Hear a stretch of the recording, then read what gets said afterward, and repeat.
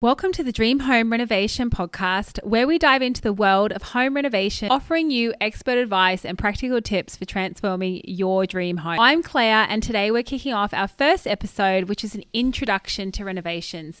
So whether you're a first timer or looking to refine your skills, this episode will guide you through the essentials of getting started. Without further ado, let's begin. The renovation planning is a blueprint of your project. It's about understanding the scope from minor updates to major overhauls. Planning effectively ensures you tackle the renovation in manageable steps. Now, take for example going to the movies. You don't just turn up and hope that the movies is on when you want to see it and it's showing in the place that you're. You have to plan for it. You look at the schedule, plan the time, you arrange transport to the location, you purchase your tickets, you purchase your snacks. Well, renovating is no different. So it always amazes me when people go in without doing some fundamental planning, and that's why I wanted to set up this podcast to help you work. The first thing you're wanting to do is set up some clear goals. So this really becomes your roadmap.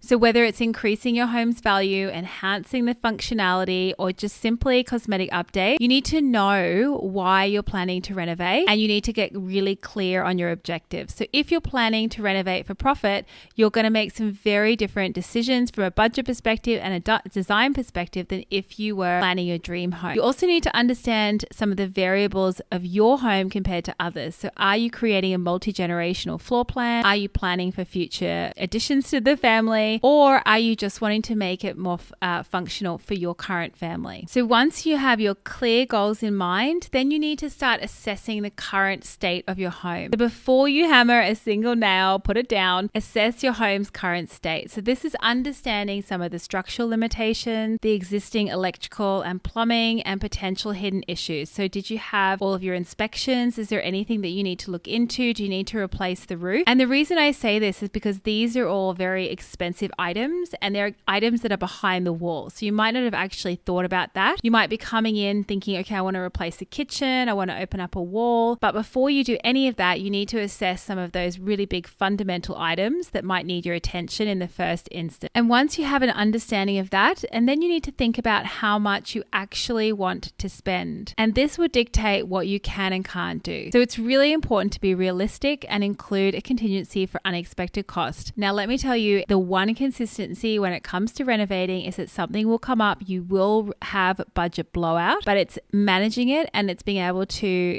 tackle it as and when and being prepared for it coming. When it becomes a problem is when you haven't factored in a contingency plan. Now, the reason assessing your current state is so important is because you will need to factor some of those big price of admission items like possibly rewiring, possibly replumbing, and they should take precedence over your cosmetic changes. You want to make sure that your house is safe and it's sound before it's pretty. Then you need to think about your timeline. So a timeline keeps your project on track. You need to break down the renovation in phases and estimate the time each phase will take, and be really realistic about what can be achieved daily or weekly. Part of planning is also creating a contingency for time. So you may need to move out of your house while you renovate. You might need to rent. So you need to factor in a contingency of time in your renovation plan to ensure that you're not stuck homeless because you can't move back in because of delays and you have to move out of your rental property. So forward planning means that you're putting a contingency of time into your renovation plan,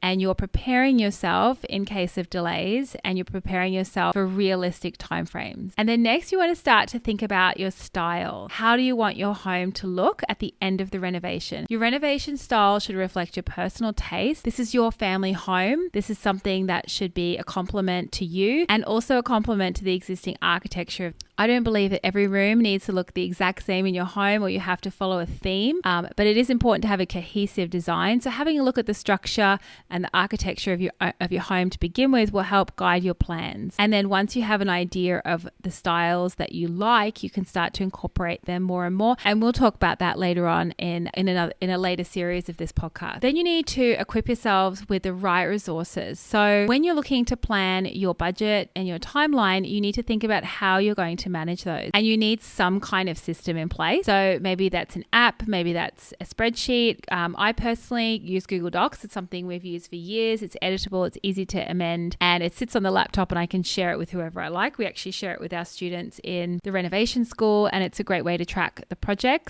You also want to make sure that you have everything in one place and it's easily accessible for you to check in, sometimes daily, depending on how rigorous your renovation is moving forward. You then also want to consider who is going to do the renovation. Are you planning to hire someone in to do the entire renovation, or are you planning to DIY some of it yourself? Now, really, it comes down to a balance of time versus money. Obviously, bringing somebody in is going to be much quicker and much more expensive, and doing it yourself is going to be far more cost effective, but will take a lot longer. So you need to think about where you're going to bring in expertise. So whether you're going to have someone come in and do it all. Now, I will caveat with saying if you do have a builder come in and manage the entire project, you still need to stay on top of it. It's your house, and you really need to remain informed and on top of the project and the planning and the budget. And you want to make sure you're the one making the decisions as far as your final aesthetic versus the builder. Now, if you're doing it yourself, obviously you will be saving money. It will probably take you a little longer, and there potentially is a much steeper learning curve depending on your own experience. And you need to consider what you can and can't do. So obviously anything to do with plumbing, electrical, you should be bringing in a licensed and insured professional. But things like painting, tiling, demo, that can all be done by you to save money, as well as project managing. You just need to make sure that you really stay on top of things, because you don't know what you don't know. And then finally, there's some tips for staying organized. So organization, let me tell you, is your best friend during a renovation. Keep detailed notes of everything that you discuss with the trades, timelines, schedules, any contracts. Keep them all in one place. There will at times be